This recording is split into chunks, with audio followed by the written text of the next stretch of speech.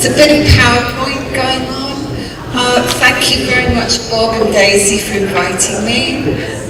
It's lovely to be here. This will be the first talk I've given where I don't have to make you vegan. I don't know how to do this talk. I've only got one talk. It's how to make you vegan, but you're already vegan. It's okay, it just takes time to download. So, I've been going into slaughterhouses for 50 years, since I was a kid. And the reason I'm allowed in slaughterhouses is I have paper and pencil, I don't have a camera. So I talk to the staff and they can see what I'm drawing, and I can give them Zachary cheese.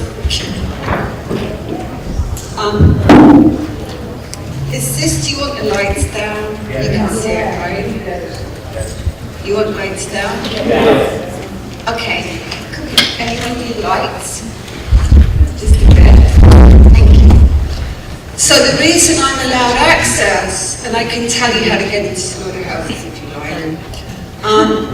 You know, they always say you're not an animal rights activist, are you? And I say, I'm English. And that usually answers that question. And then they'll say, well, what's an artist want to do artwork about slaughter for? And I say, Rembrandt. Rembrandt's the ox. And they say, who's Rembrandt? And then if you really want to get into a slaughterhouse, the way to do it is first day of deer hunting. So first day of deer hunting, you show up at the slaughterhouse and you say, Fred, you find out who the manager's name is. Fred gave me permission. And they say, well, Fred's not here today because Fred's out hunting. You see, Fred didn't tell you that I got the appointment to draw, and then you get in. So I've told you basic ways. You've got to be careful.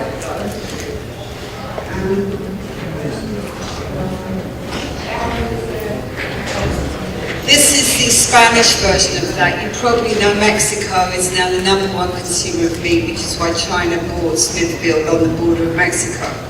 You understand it's not about making Chinese pork. It's about using the infrastructure, taxpayer infrastructure of this country. That's what they bought. So the meat producers take, the pork farmers take all the risk, Smithfield gets all the profit, and they can truck it into Mexico. So exponentially, Mexicans are consuming much more meat. This, I think this is important. This is from 1819, and it's a cartoon about universal suffrage. Now, this has nothing to do with the women's right to vote. This is to do with the men's right to vote, because previous to this, only men with property could vote, and it was perceived as so absurd that poor men could vote that it was as though animals got the vote. That's how absurd it seemed. So this was called the Smithfield Parliament, which is a big meat market in England, still the same today in London. And that was the absurdity. You mean poor people should vote? It was considered beyond funny. And this is how far we've got. And it will seem absurd that we ever bred animals to torture them, to then murder them. And that's going to happen very soon, that meat will be illegal. Animal products will be illegal, because it's not sustainable. It's going to happen very fast, faster than ever our wildest dreams. Trust me on this. This is my family. They've allowed me to come. They didn't want me to come. I saw the suitcase. They get, you know, they swoon. They pretend they're going to die when I'm away. We have to go through the whole, you know. That's a sofa I've never sat on. Never. Because pit bulls can control gravity. And you cannot, once they lie down in bed or the couch, they won't let me on the couch. So, and they get heavier and heavier and heavier. They have great skills in that.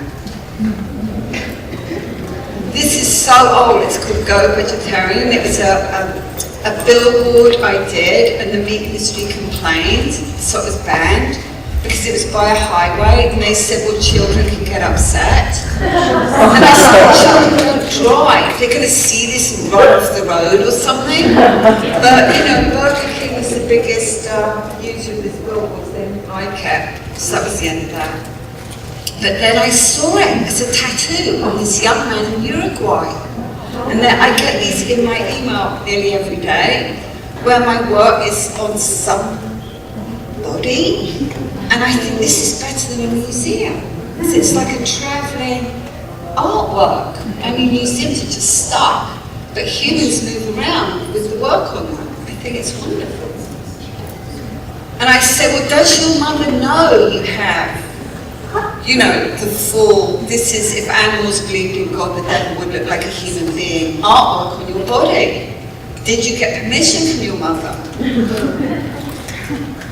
And this, I imagined, if rats believed in God, it would be a bat.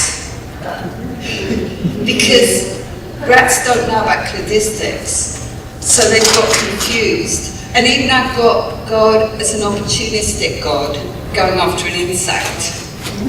But I'm afraid any sort of religion or sports, I'm not interested in it. I've tried to be a Buddhist, but I'm from the Council of State in Persia. It doesn't work on me because I've got too much rage. This is my elephant series, which I won't go into. This is from Adorno. Auschwitz begins when someone looks at a slaughterhouse and says they are only animals. Isn't that an amazing quote? Because before the death camps in Germany, Gordon wrote an introduction to a meat industry book in German, which was translated into English, about how to use brown shirts, young, free Nazi labor, Nazi youth, to use every part of the animal. And this was in the 1930s. So I'm not making the analogy that way, I'm making it the other way. And this is what goes on the other side of the wall. And why don't we want to look over the other side of the wall? That we can be so happy. And yet only feet away, this is happening. Whether it be the prison industrial complex, or I was brought up next to a slaughterhouse. This is my mother and I watch a pig escape from the slaughterhouse. My whole childhood was listening to the pigs scream, because behind our house was a factory farm. In other words, a small farm with sheds. And at 4 a.m. the screaming would start. And I asked my parents 2 questions. Why didn't we stop the death camps in Germany and all over Europe? And they said, we didn't know. And then my second question as a 10-year-old or 9-year-old was, but we know about the slaughterhouse next door. So why aren't we stopping it? And then my parents said, why don't you grow up? And that was it for the parental units. So I found a different family. I found my family, which is animal rights people.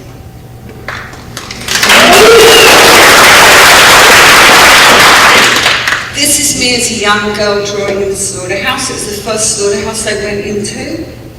And I said I want to go in, I want to draw, and I was 10. And they gave me every respect. They explained the whole process. And they said, it's a peculiar thing, Sue, that we're in a sea of blood. But if one man gets one cut on his little finger, they all faint.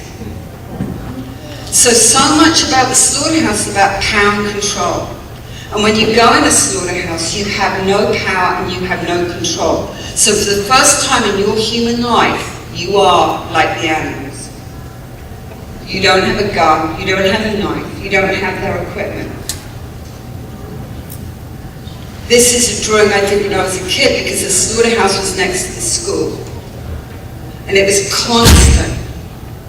And I'm so glad I looked in, because that's my mission. That's my mission for my entire life, to stop this. And the work destroys the meat industry. In my small way, this destroys it. These two diagrams, which you probably know, one is Auschwitz, and one is Temple Grandin. The meat industry knows no irony.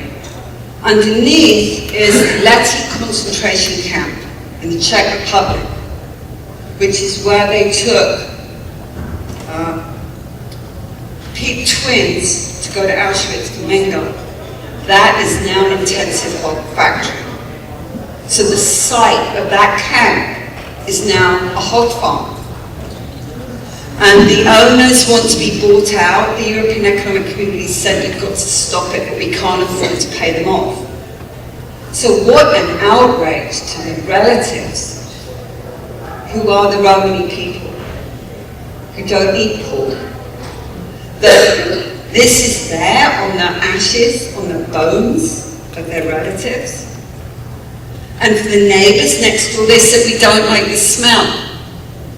So the same process is happening. And this, I imagine, well, this is now Animal Farm. And there is no factory farm. It's all a death camp. There's no little small family farms dealing with animal agriculture. No. This is the slaughterhouse we went into in Queens, where the health department closed the slaughterhouse because a cow escaped. And they left the animals in there for 1 week without food and water. And it was 100 degrees. And we went in, we got permission from the owner. He said, we said, if you fed and watered the animals, he said, it's closed to me by the health department.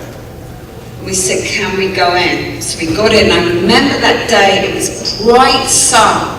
And we opened the door, it was completely dark in there. And there were pyramids of animals' bodies.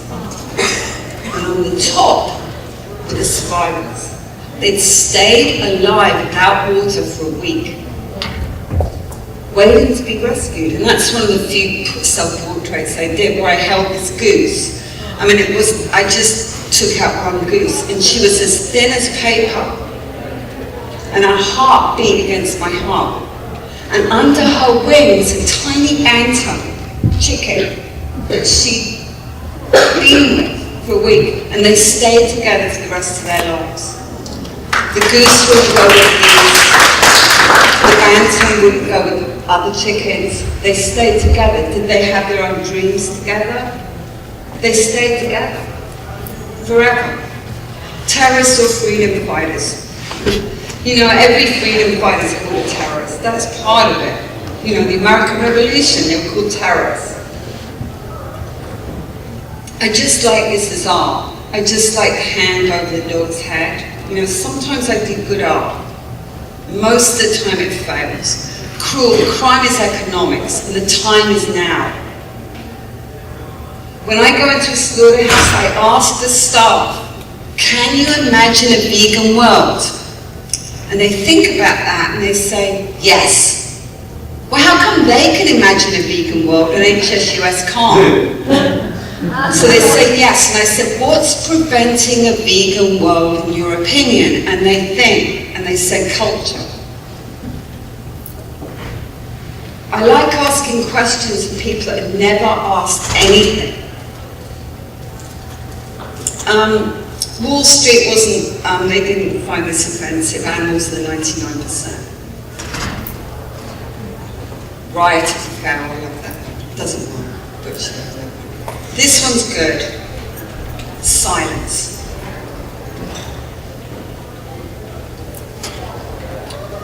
Milk. This one's very popular, and I like it. It's an old trope, but it works. Yes, this is a great piece. I can't, you know, I'm just talking, just delete it. This is artificial insemination, which I call rape. It's actually after Rembrandt, which isn't important. But it was about the New York Times meat lab, where the cow was raped so many times she broke her back legs. This is the government funded, and then she died. No, that's not going to happen anymore. We must stop it. We are stopping this. This was near me, a farm in upstate New York, where the farmer got bored with it. And this is a small family farm, so beloved. He got bored with it, and he just left them in their stanchions, chained in the shed to die. When they were found, there were a few left alive. They were left to starve to death. And next door to him was hay. He had tons of food. The police killed the survivors. This is one of the largest slaughters in history in 1 week, which is in South Korea, because these pigs got hoof-and-mouth disease, which is not fatal to pigs. They were all buried alive, millions of them. They were buried in plastic-lined pits. And you watch as the bulldozers bulldoze over them, and they're still screaming. And the neighbors would switch on their taps and blood would come out. Why? Because it reduces the value of pork. Not that it would have killed the pigs prematurely, it reduces the market value. This I put in my slideshow, dogs being boiled alive in South Korea or China. In their last moments, they're trying to get out of the boiling water. And I say, they go, oh! And what's different between this and throwing pigs in a scalding bath? No difference. So don't get all xenophobic and focus in on this. We don't have any, there's no such thing as humane slaughter. In the general public, people are most disturbed by this picture, and I have no idea why, but it's debeaking, and their tongues come out sometimes. And people come up to me, they want to know. People don't know this. Regular people in America, they don't know. Decompression chambers, this is controlled atmospheric stunning. Everything Gary said about this is correct. This is all to do with removing labor. So it's all automated, and they don't have to take them out of the cages. They can put them in these, they're structures, and it's like for us if we had the bangs.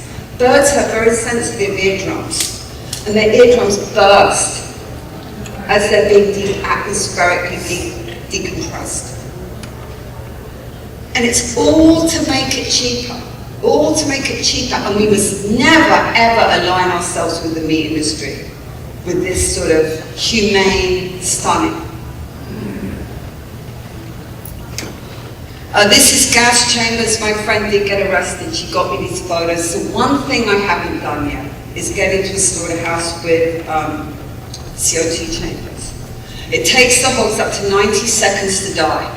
You can see Sweden's done many tests on this. You can see the hogs with cameras slowly being gassed. And they climb vertically up the ceiling. They climb up walls. So my friend did get arrested. She did get me she very kindly gave me the images.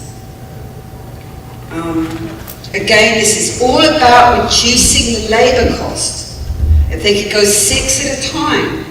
But you know, all the slaughterhouses in America are still single line system. But they've just got a gas chamber at the end. So it's not like it's all been changed. No. This is just to remove labor costs. What they want is full automation. And their dream, the meat industry dream, is to remove the neuron pain receptors. So that won't even be an issue anymore. They want cameras in a slaughterhouse. They want full automation. They don't want any human beings they have to pay. Well, this I just drew, full automation, with Muzak in the background. You know, I've been to nearly fully automated slaughterhouses, and they have music. Like elevator music. You know, they don't want any workers. Why have workers that you have to pay? It's annoying. This, I haven't drawn these up yet, but this is the latest slaughterhouse I've been into, and this is nearly fully automated. This is not in this country, because we have very older slaughterhouses, they will upgrade. This is in the Emirates. It was very hard to get into this. Very hard. But I wanted to get into it for all the animal rights activists in the Emirates, of which there are many. So we're all over the world. Make no mistake. If you travel anywhere in the world, you say, take me to where the animal activists are and the artists, and you'll be safe. You'll be safe. You'll be with your family. So these are sort of out of my sketchbook what I did, and I saw these sheep from Australia, and then I went to the camel market, which was meat camels, they're meat camels. This again, the crime is economics. I read the Abolition of the Slave Trade Act, which is online at the Parliament, British Parliament building. The way they did that, as far as I understand it, it's difficult to read. Abolition of the slave trade happened because the British Parliament paid the animal slavers to stop, paid the human slavers to stop it. That was done, because they're only doing it for money. And this is how workers, animals aren't necessary anymore. We can just pack our bags and go away. Capitalism is in its final stage. In its final stage, it's the most dangerous. You understand that? In its death throes, it's the most dangerous, but it's in its death throes. And along with that will go king meat. King meat is nearly toppled. Happy meat. And I tried abolition, the message of abolition on the road. I road tested it, it works. So, you know, I've read Gary's books and I apply it. It absolutely, I've only got 30 minutes with an audience that I'll never see again, abolition works. It's simple. It is black and white. I disagree with Gary on some single issue of United Poultry Concerns that I love, but we can deal with that later. Again, I'm not saying foie gras is any worse. It's not. I was interested in foie gras because it's one of the rare examples of males. Gender male being used. Majority of animals, female. I was going to make this the eater into a paedophile, but I'm not going to get that printed, so I sort of held back a little bit there. This is an homage to the cartoonist of Charlie in Paris. It was the only magazine that had animal abolition. I don't know, we can't call it animal rights anymore, I understand that. I mean, they were beautiful people to care about animals. And they're dead.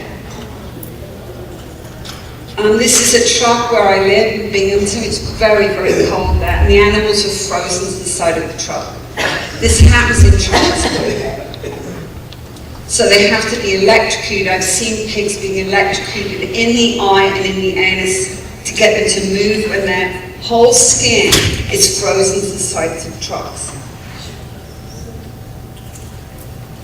And in the heat, same thing. The average animal travels 350 miles to a slaughterhouse. So it's worse now than it was in 1900 when Upton Sinclair wrote The Jungle. Then they got off on trains. They had to, by law, stop trains to water the animals. Now it's just up to driver discretion. This is insanity. This is the meat industrial complex. And madness is a commodity they're selling. The insanity that they force on animals, the boredom and the insanity. So in some senses, when they get to be slaughtered, their suffering is over. You vegans, yeah. This is all around me in upstate New York is dairy farms. This is the young calf stolen from the mother. And I stopped with Singer when he said cows don't mourn. That's not true. These cows cry for 3 days and 3 nights. It's constant. And then they're hot-wired away from these plastic kennels where the calves are chained. These are replacement heifers, they're not real calves. So, the young calves are chained right now in freezing cold. They stand in their own shit and piss, frozen to the ground, barely alive. And then they have school groups. They have school groups come and visit. And you know what the farmer says to the school groups, the kids? Why they're chained in those sheds is that their mothers would hurt them if they were loose. Yes. Yes. These are the males that aren't even worth the price of a bullet. So they're tied to these were true, this is a true story, they're tied to a tractor, an old tractor, died. When they were rescued, the tiny percentage that were rescued, they weighed less than when they were born. This is live transport, again no worse than any other transport. The journey from Perth, Australia to the Gulf is 3.5 weeks. In those weeks, the sheep on the bottom tiers are blinded by the urine that comes down. This has nothing to do with religion. And I researched this so much, I found out the ships are registered under Meat Street in Mumbai. So it's all a joke, there's no real registration. So these are converted oil tankers, and they're like high-rise buildings. You can follow them on satellite. And I always imagine on a cruise ship, ships that pass in the night. It's constant, constant. This is mucilin, which we mentioned before, the vaginal folds are cut out of the sheep. This is 99.9% of sheep this happens to stop fly strike. Because these are millions of sheep. And you see these are like young, they're like almost lambs, and you see them often just trembling so much they can hardly stand. And on board, the lambs are minced. And the question I get from the audience is, are they given anesthetic? Well, no. They're minced alive because they were giving people in the Pacific cholera when all these sheep kept washing up on their shores. This, I'll always remember her. It was outside the slaughterhouse, and it was really hot, and I drew her, and I always remember her. She's why I'm doing this. She's 1 out of billions, 1 out of trillions, and she's a person. And I couldn't save her. That's eat your own children. That's every child's set for you. Eat your own children. Just makes people think. This is finning, which I thought hammerheads are more valuable because they're more fins. So there's more profit in it. And they're left to drown. They're thrown back and they drown. Yeah. This is San Francisco. This is where the fish are chosen alive.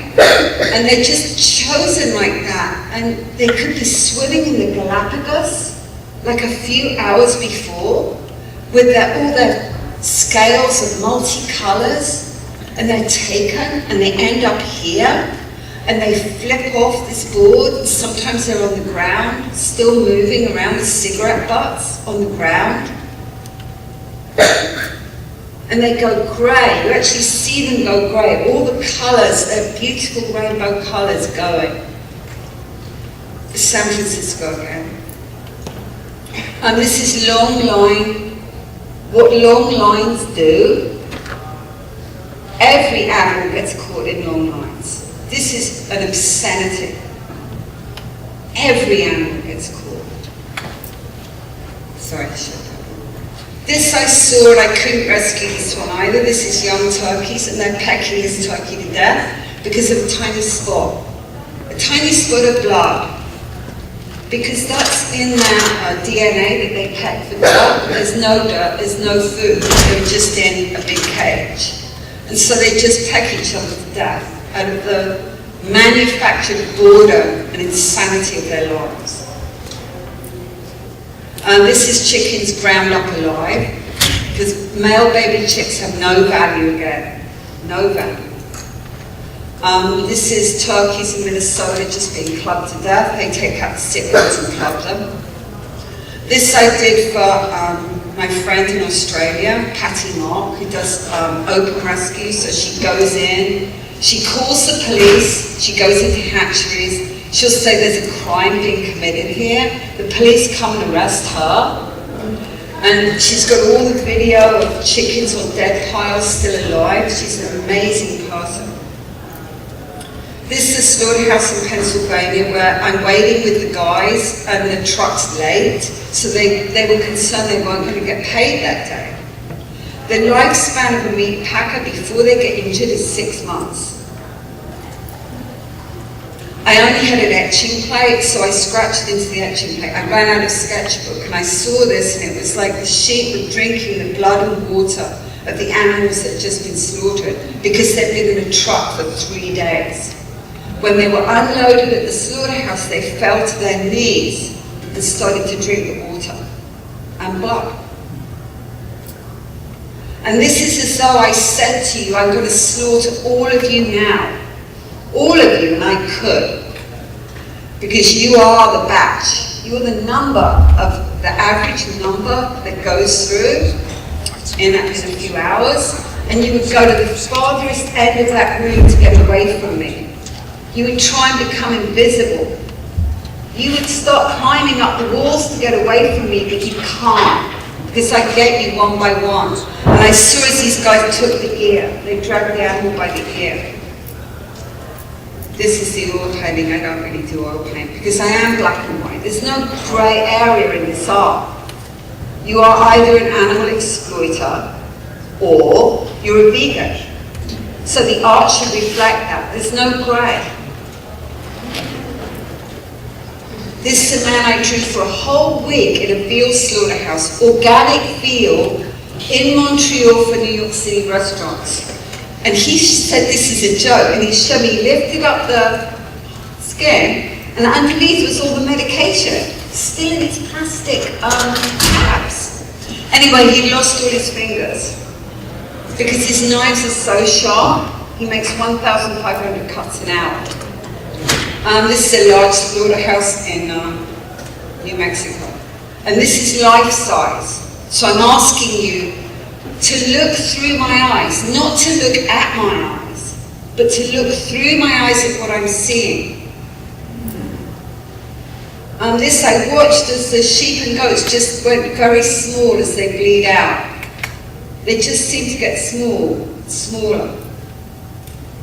This is a slaughterhouse in Pennsylvania. She has a broken back or a broken leg, and they leave her for the lunch break. And she's banging the sides of this steel restraining pan, and she's tapping. It's like Morse code with her hoof. All her herd are there waiting with her.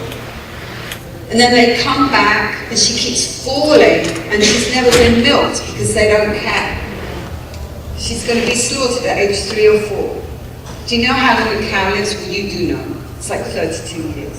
At age 3 or 4, she's milked out.